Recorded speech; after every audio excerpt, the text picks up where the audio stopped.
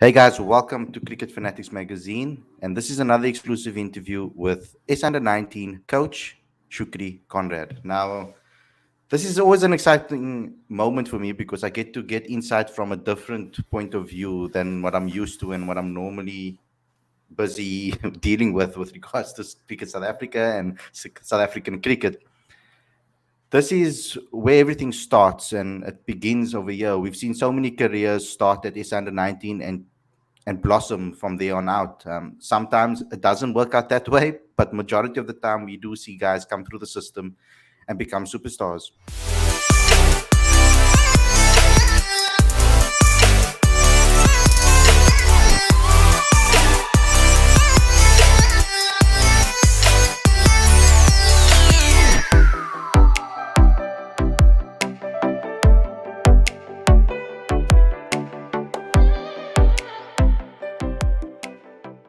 Shukri, welcome to the show. I would like to first and foremost just catch up with you and see how you are and how you're doing because it's been a very difficult period since you took over the S under 19 job with COVID and so much things that you had to deal with. Yeah, Khalid, hi. Great to be able to chat to you again. It's been trying times, but I guess it's been the same for everyone. Some worse than others, and we're just fortunate that we're able to do something. Difficult as it may be.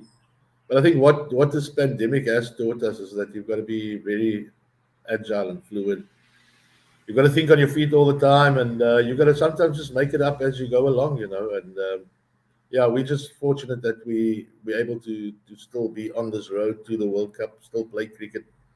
There are people in a lot worse situations than us, so it's not all doom and gloom. When you walked into the position, the World Cup, was it the first thing on your mind? Was it working towards that major tournament? Um, yeah, I think the World Cup was always going to be the end goal. I've always seen my role as a couple fold. It was never just about the World Cup. You've got a responsibility towards the youngsters and ensuring that they develop properly, that you invest in them properly as a coach and as a system. And I believe that we've got a really good system and structures. So if we then go on to win a World Cup on the back of our investing in these young players, then great. But it's a lot more than just the World Cup. Some of these players develop, take a bit longer to develop than others. Not all of them go on and become superstars, as you mentioned in your intro there. But hopefully, the bulk of them go on and have really good careers in cricket, whether it be as first class cricketers, whether it be as administrators, or in whatever capacity. So, yeah, my role is not only about winning a World Cup, it's really about producing good cricketers for our system in South Africa. So let's talk about your tenure because, like I said as well in my intro about the COVID 19 situation, normally we'll have a situation where there are Kai Majolo weeks that are openly viewable by journalists and fans. You also have a lot of school tournaments that you can scout. Can you talk to me about how you found the players that you did for the two? There's a couple of squads that you've picked so far as an under 19 coach, but particularly how you found those guys with such little cricket playing time for these youngsters. How did your scouting network work? So it started off with the Cubs week. Gosh, it feels like forever ago. That was in what, February this year, early this year, yeah. So that was really the starting point, and we were very fortunate amidst the then, I think it was the second wave, to be able to get the Cubs week going, where we then selected a South African under 19 side. That side then went on and played in the senior provincial tournament in Kimberley, where CSA got us involved in that. And then it was always going to be an ever evolving process. We then had a few camps after that, which kind of doubled up as trial matches as well. We were then meant to have Sri Lanka come here. That didn't materialize for obvious reasons. And then we were meant to have a little triangular maybe with Zimbabwe and the SA University side. Then that was in the midst of a third wave. Um, and that didn't materialize. So we had to constantly rejig the program a little bit, have camps up in Pretoria where we played some matches and a lot of coaching took place.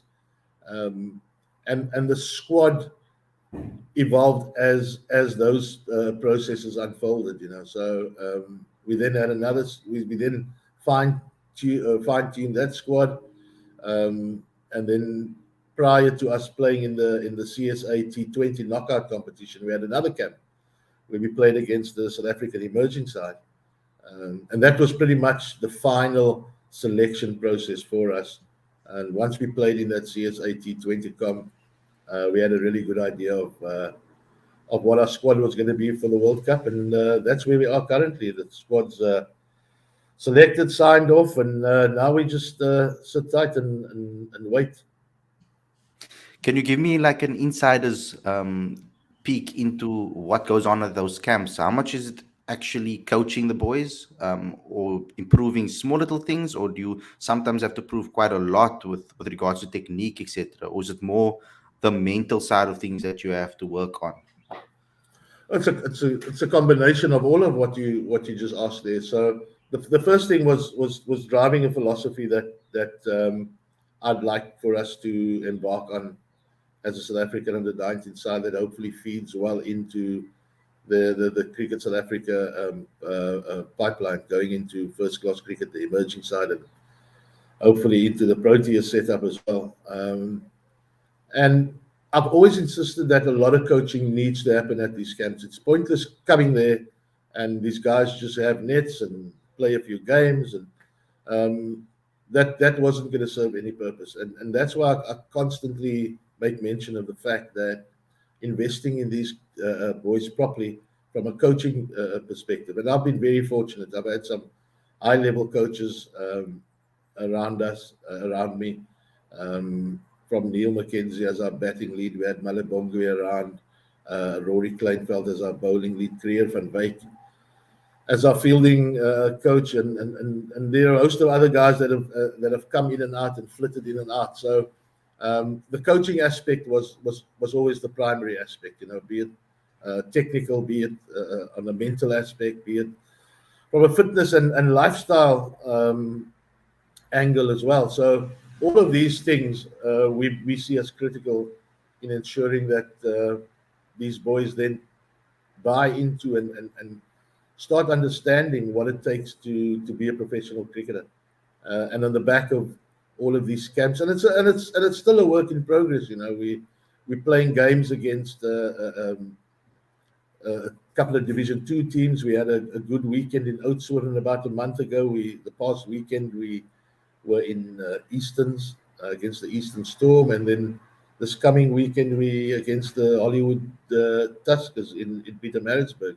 And at every turn, whilst it's an opportunity for these boys to play, which is the big thing for me, and to get them to learn on the job, the more they play, they can then get a full understanding of what it is that we'd like to see. You know, they can then reference certain things. I'd like to. I mean, if I had it over again, if the T20 competition could come now, I think you could have seen a completely different side. There were like really good signs in that T20 comp for me, but I think we've got smarter with the more we've played and the more we've played against good opposition. So it's a host of things, but the coaching remains at the forefront for us. Something that I've noticed, and I know that you'll probably be hands-on with regards to this, but I wouldn't say managing egos at this point because they're still very young, but a lot of these boys come from schools, from top schools where they are, you know, hailed as the next best thing already, and they really made a big fuss about.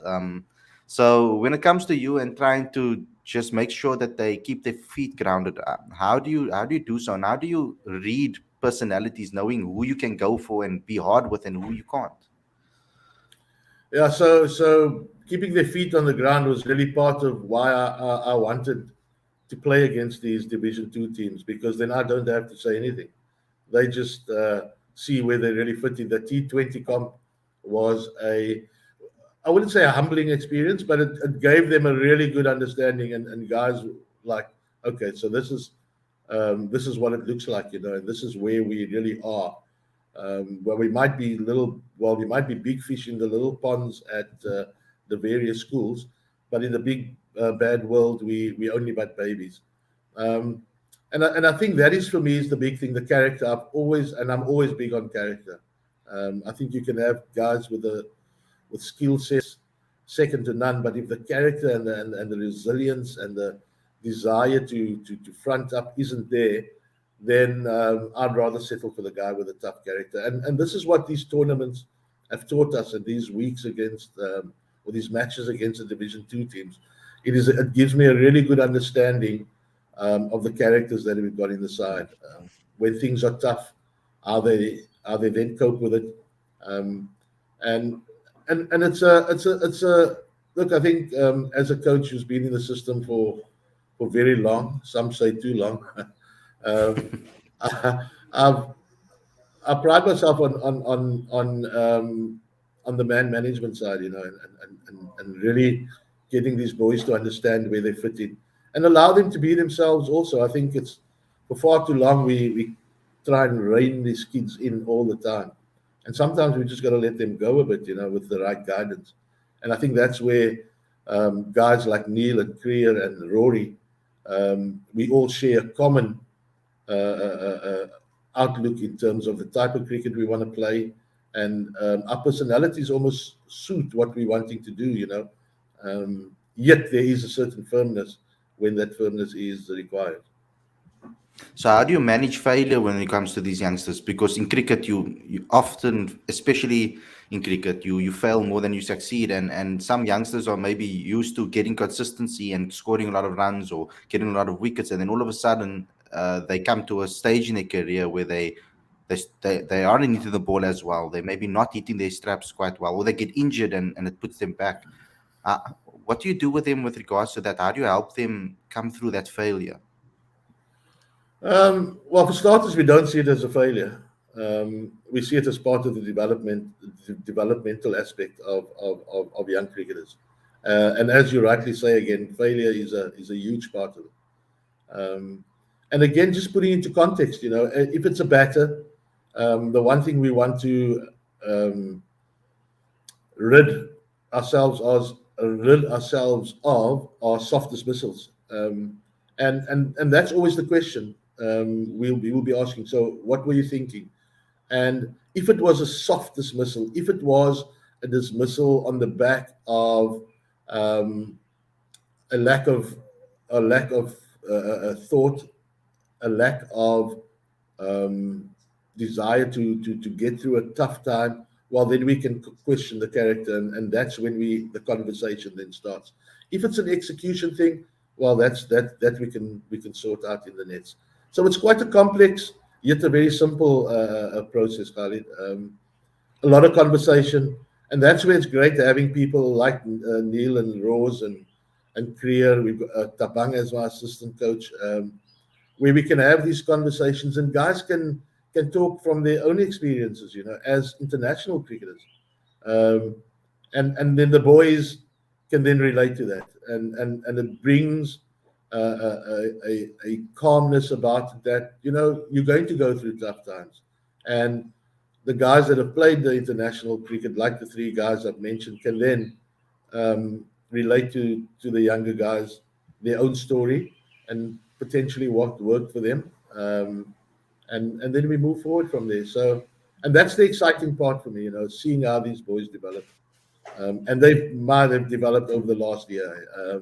I look at them now, and not only physically, but I look at the type of cricket they play, the type of young men they've become, and the growth has been immense. So I'm really happy when I sit here now and look back over a really past tough year, and how far we've come as a group. Mhm. Now, we're living in the digital age, of course, like me and you sitting here doing a digital I, interview. Uh, I'm still an analog guy. I'm still very much analog. I'm gonna shout at my little boy to come and help me.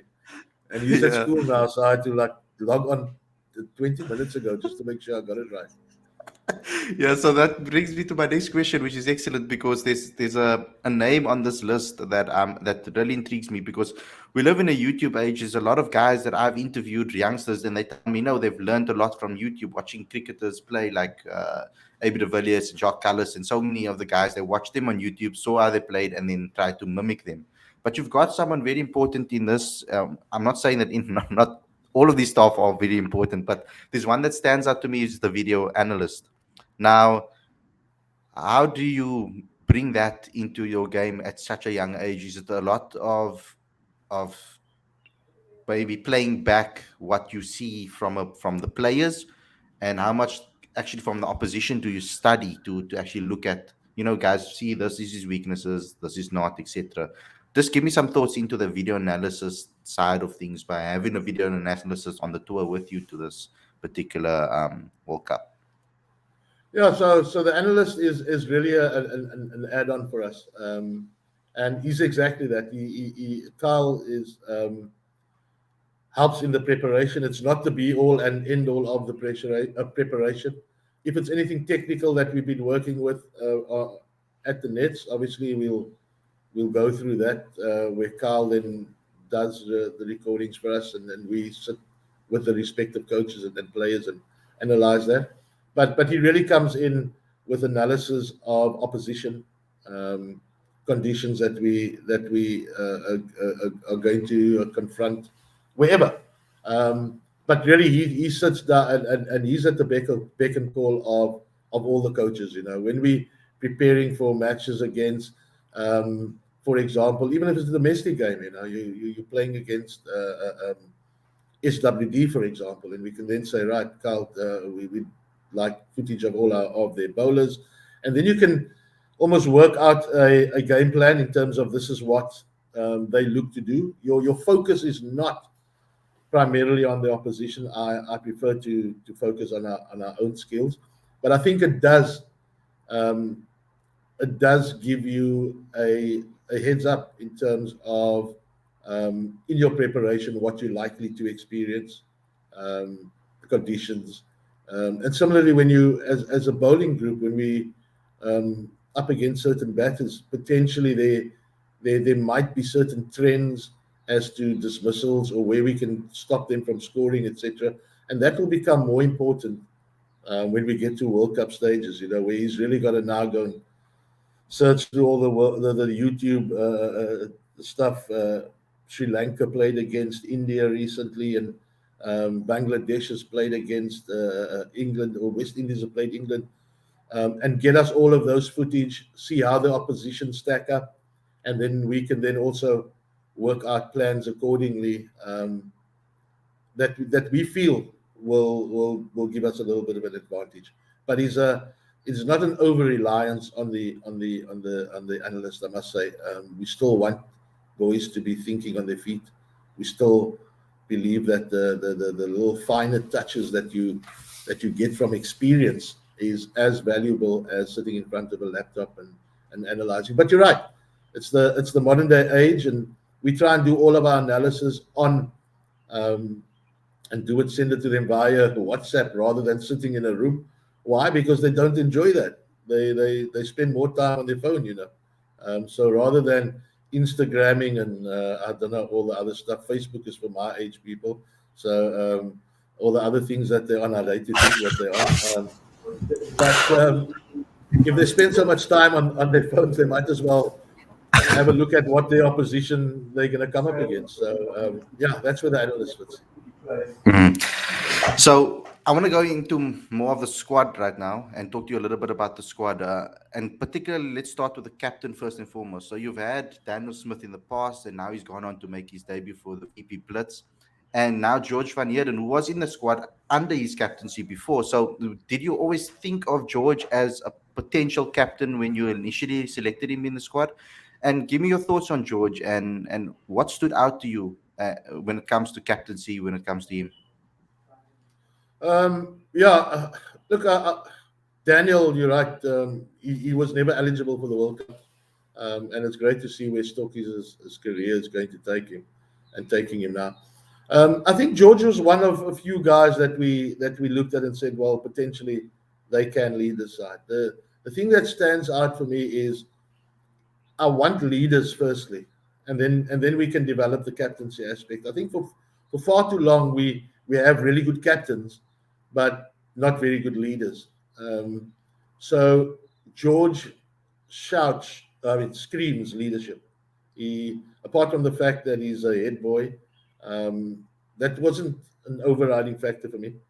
Um, but his leadership qualities are immense. You know, he's got this natural caring nature. He's got a natural affinity for people to want to spend time with him. And he's able to flit between taking a strong stance and being one of the boys as well. And that's what stood out for us. We obviously on the captaincy things he's still learning because with respect it's very easy to captain Gray against St Albans where there's almost a certain way in which they do things. But when you're up against top international players or top provincial players, um, you've got to be a lot smarter. And I think that's where George is also learning quickly. But we've got a few guys around him that feed into him and then that he feeds off as well. And his big mate Brevis isn't one of it because if it was, then Brevis would be opening the bowling and bowling 25 overs instead of a lot at 10. Um, but yeah, there's some good guys that that feed into George, and I Mhm. think George is the biggest thing for me is caring nature. He's a guy that really cares about every single guy in that side, um, and it's not an artificial caring. You know, he genuinely takes an interest in these guys, and he's got a real deeply rooted passion for not only cricket but for South Africa and every team that he plays in. So I'm very comfortable with the leader we've got, and I'm sure he's going to develop into a really good captain as well. Mhm. There's a lot of talented players in the side, of course. You mentioned one, Dewald Brevis, is someone that we've interviewed before that many people have asked about all the time. You know, the hype around him with regards to wants to be like AV Yeah, and all of those things. What conversations did you have with Dewald with regards to that? Because I mean, I've had conversations with him when I've told him, you know, you need to be Dewald Brevis. You know, there's a time in your career where you need to just be you. that's Devil. You know, I mean, he's probably one of the naughtiest oaks in the side. He's always playing pranks, and you've got to constantly scour the hotel rooms in the evening because he's catching on some sort of nonsense. Him and his few other mates there. No, Devy's Devy. I mean, he's a kid that loves cricket. Yes, he plays like AB de Villiers, and that's not a bad hero to have. You know, Mm. the big conversation that I've had with Dewald is being an entertainer is one thing, and scoring runs is another. You know, and I think that also without taking it away the flair that he's got. Um, I just like for him to entertain us for longer. And he showed on the weekend against Easterns where we were in a precarious position, and he found himself a great ally in Andile, and they won the game for us. You know, and that's what I'd like to see from Davy when he gets himself in, not to feel the urge to entertain as the overriding factor because he's going to do that naturally. Is to when he gets in, he must win games for us. Um, but look, Dewald is Dewald. He's a hell of a character. The guys love him, not because he bats like Amy, but just because he's a great Yeah. guy to have in the team as well. And there's so many, like you say, other talented Yeah. boys in the group.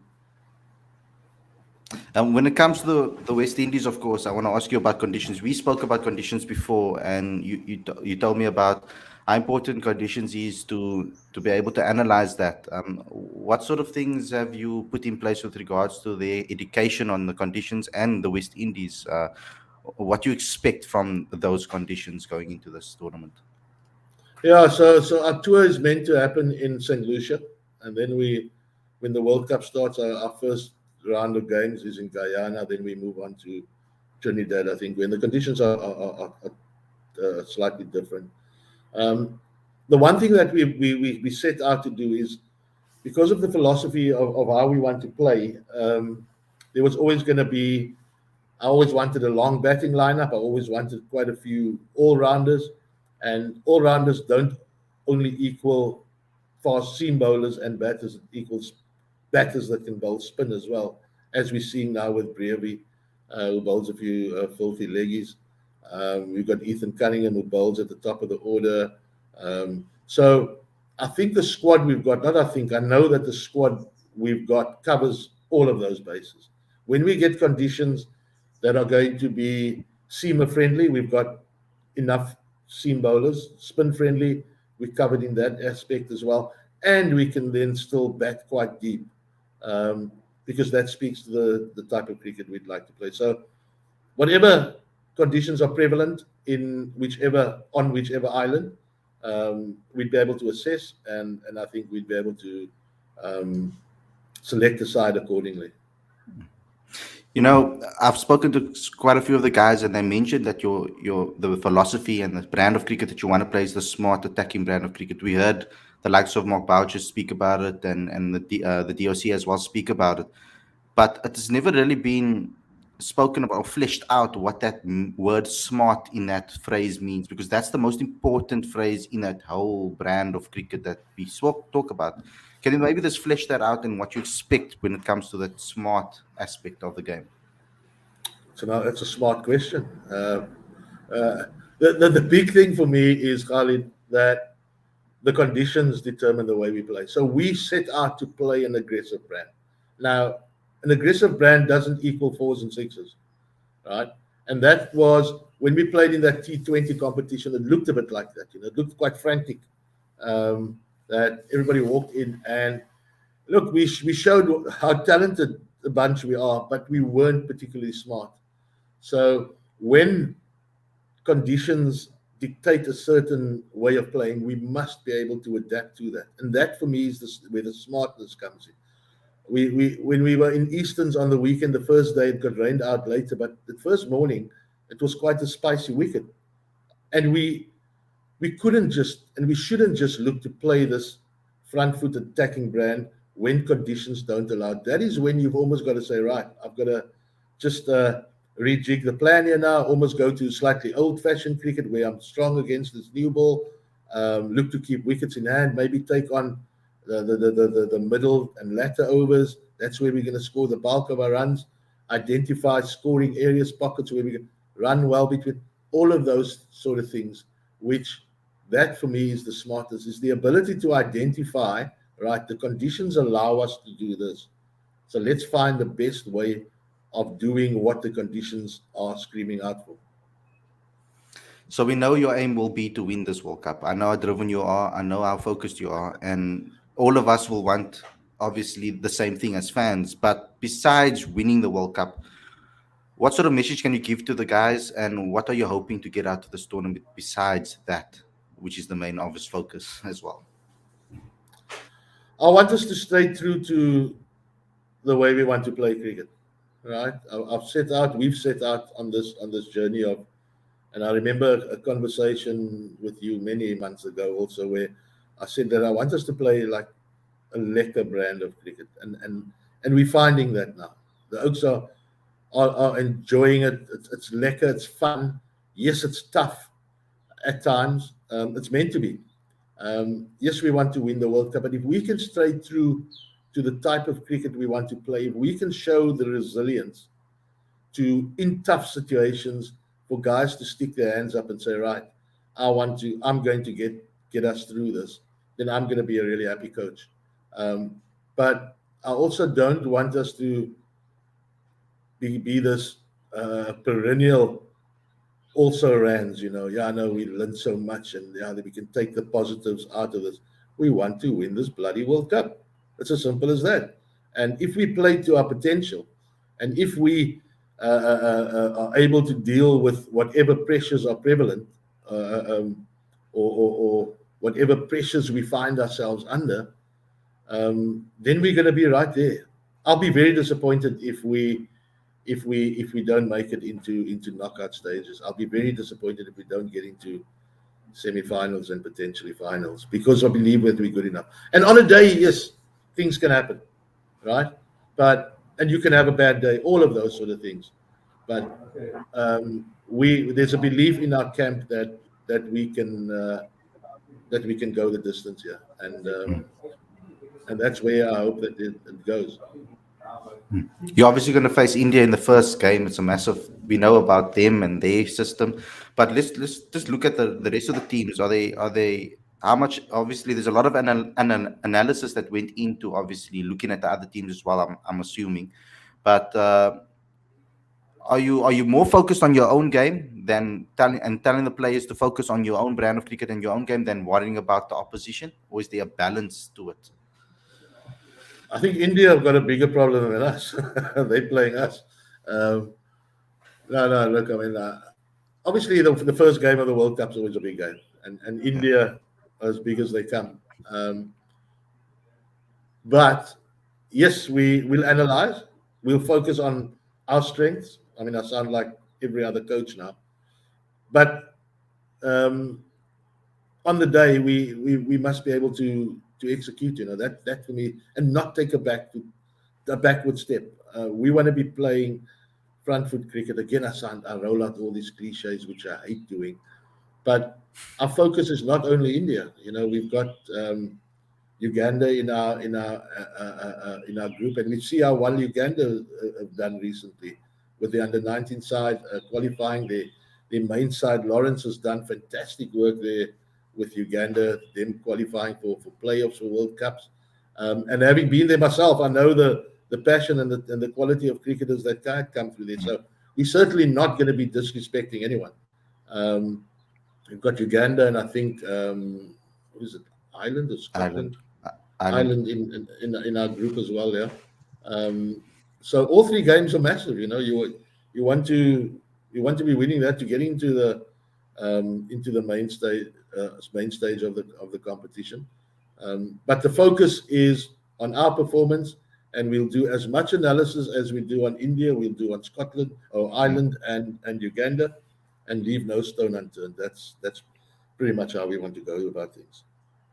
Awesome. And just finally from me, was there a lot of talk about, because we know that the boys would have watched the World Cup, the Proteas World Cup, the T20 World Cup, and I know it's different formats, etc. But was there any talk about learnings that you took out of that World Cup that you could tell the boys to learn from? Because there's obviously been a lot of discussion of where things went wrong in the World Cup Mm. for South Africa. Yeah, look, I mean, I think we obviously disappointed as a country and as a group. Even, I mean, we always felt that we were playing good enough cricket as a Proteas to get into the knockout stages. Um, and that's where when I talk philosophy, I don't want us to be taking on certain brands just because a certain match demands that. I want us to be doing it consistently. So if you're finding yourself in a position where you need to chase a low total, well, do it as if you would be chasing 438. The philosophy doesn't change. But yeah, no, we didn't go into too much of dissecting the Proteas performance. We were obviously disappointed as a country. Everybody part of the setup. We felt that we played really nicely. Maybe one or two games, or maybe one particular game, we could have put the opposition under more pressure. That might have got us into the. It's all ifs and buts, and it's just certain things in life and in cricket that we're just never going to know because it didn't pan out like that. But we've got to learn from that, and I'm sure there'd be massive learnings from for Bauchi and the Protea side, and going forward, I'm hopeful that they'll take that on board and play the type of cricket that we saw them play against England. That for me is the big thing. So thanks a lot, Shukri, for coming on the show and sharing your insight with us. Good luck for the rest of the tours that you will be facing, as well as the World Cup as well. We wish you the best, and we hope that you bring the trophy home. Thanks, Khalid. Great. Thank you very much.